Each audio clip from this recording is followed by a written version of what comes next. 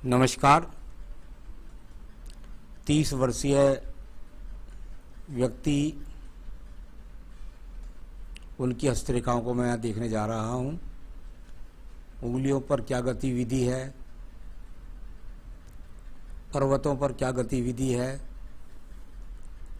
रेखाओं पर क्या गतिविधि है, इन सबको मैं क्रम से पढ़ूंगा और अंत में इनके सवालों के जवाब। सबसे पहले बात कर लेता हूँ आपकी ज्ञान की उंगली कनिष्ठा के बारे में। कनिष्ठा उंगली लगभग सूर्य की उंगली के प्रथम पर्व तक पहुंच चुकी है, यानी बौद्धिक क्षमता के लिए, सही निर्णय शक्ति के लिए, अच्छी याददाश्त के लिए, सभी काम को समय पर कर लेने के लिए इस उंगली की लंबाई बहुत उचित मानी जाती है।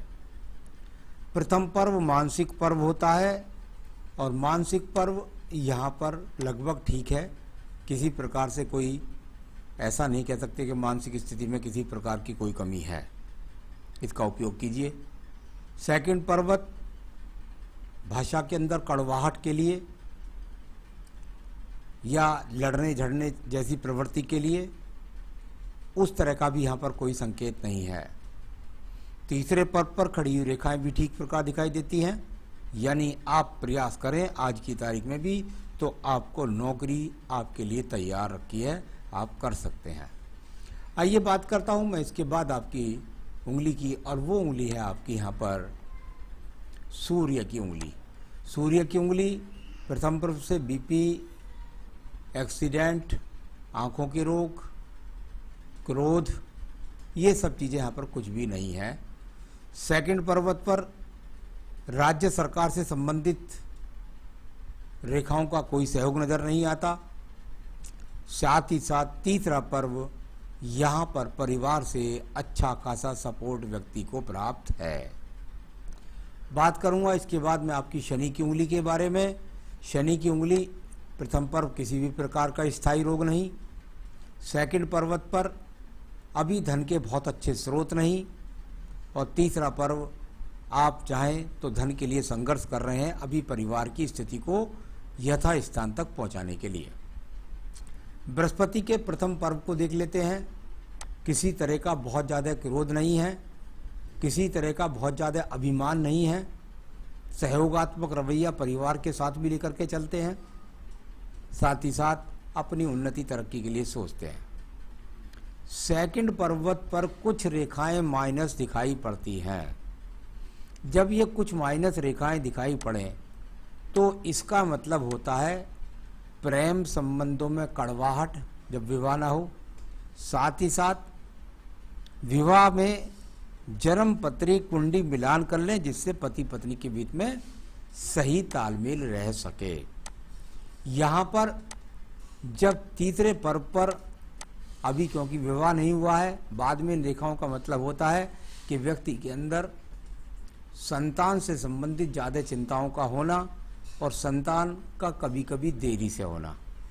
अभी इन रेखाओं का थर्ड पर्व पर होना सिर्फ और सिर्फ इस बात के लिए है कि व्यक्ति का मन कोई पूजा पाठ में ज़्यादा रहता नहीं है। आइए बात करूंगा मैं आपके बुध पर्वत के बारे में।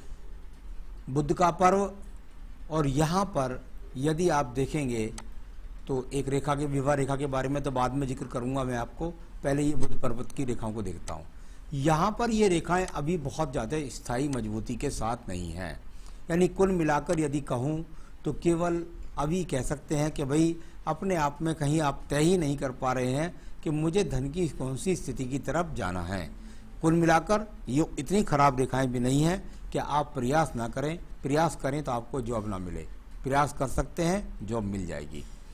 आइए बात करता हूं इसके बाद सूर्य पर्व के बारे में। सूर्य पर्व पर बहुत सारी रेखाएं दिखाई देती हैं। जब सूर्य पर्व की ये रेखाएं इस तरीके से दिखलाई देने लगें और बाद में जाकर ये ब्रैकेट्स का सा या चतुर्भुज जैसी स्थिति को आड़ी रेखा से काटकर बनाने लगें, चतुर्भुज नहीं, ऐसे चतुर्भुज नहीं बोल सकते, ये तो सिर्फ और सिर्फ दूर स्थानों से जुड़ने की रेखा है।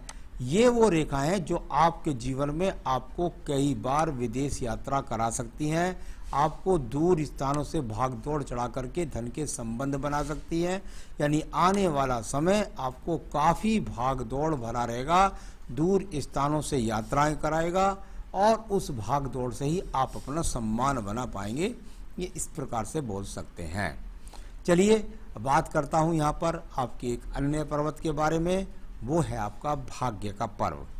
भाग्य का पर्व अगर मैं यहाँ पर देखता हूँ, बुद्धि की रेखा अच्छी है, शिक्षा की रेखा अच्छी है आपके पास, यहाँ भाग्य के पर्व की बात करता हूँ तो ये भाग्य का पर्व यहाँ पर यदि मैं देखूँ तो अभी ऊर्जित रूप में नहीं है। एक ये रेखा लास्ट तक जीवन के आखिर तक जाएगी, ये एक स्थायी रेखा आपके पास हो गई है, जिसके अंदर सीधा सीधा ऐसा नहीं कह सकते कि व्यक्ति के पास भाग्य नहीं है, लेकिन जो मुझे अभी अच्छी शाखाएं चाहिए, जिनसे मैं कहता हूं अच्छे धन की प्राप्ति या अच्छा करोड़पति योग, वो शाखाएं अभी बनी नहीं, बाकी हैं, आपके जीवन में बनेगी वो अवश्य है। अब बात करता हूं मैं आपके बृहस्पति पर्व के बारे में।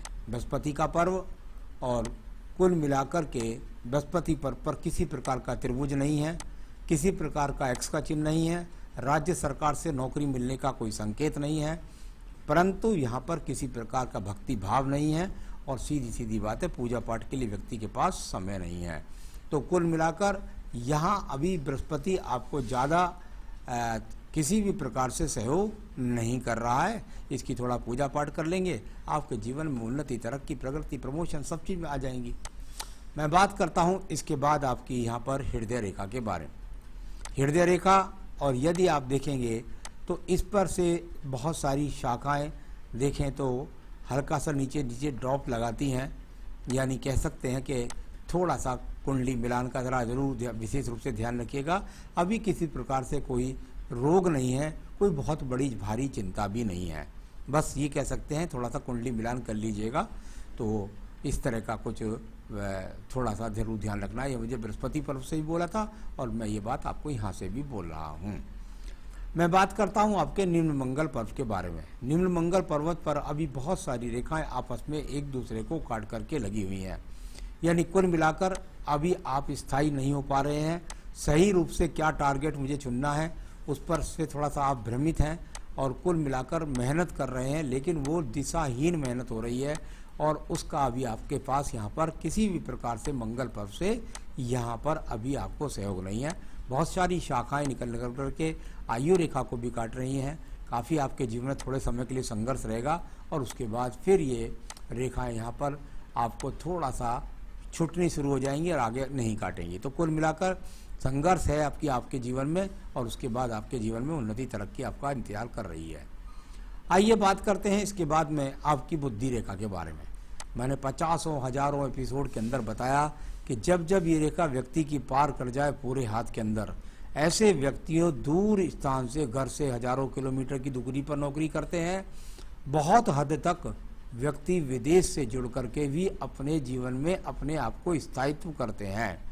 तो ये बहुत अच्छा संकेत आपके पास यहाँ पर मौजूद है, यानी आप विदेश से जुड़ने का यदि प्रयास करेंगे तो निश्चित रूप से आपको वहाँ से भी सफलता के योग नजर आते हैं। यहाँ पर बात करता हूँ द्वितीय मंगल पर्वत के बारे में। यहाँ पर एक रेखा थोड़ी सी आ रही है, बस किसी भी आवेश में एकदम अचानक अपना काम नहीं बिगाड़ना है, खास तौर से अपने जॉब के स्थान पर। तो ये इस चीज़ से थोड़ा सा बचने के लिए संकेत है, कोई कोर्ट कचहरी मुकदमा नहीं है।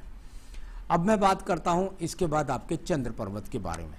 चंद्र पर्वत पर काफ़ी गतिविधियाँ नजर आती हैं। इसमें से शाखा घूम फिर करके जाकर भाग्य रेखा में जुड़ने का प्रयास करती है, यानी इसका आपके जीवन में अभी काफ़ी इन्वॉल्वमेंट आने वाला है। मुझे दिखाई देता है कि कहीं ना कहीं आप दूर स्थान से जुड़ करके आप अपने जीवन में उन्नति, प्रगति को प्राप्त कर पाएंगे।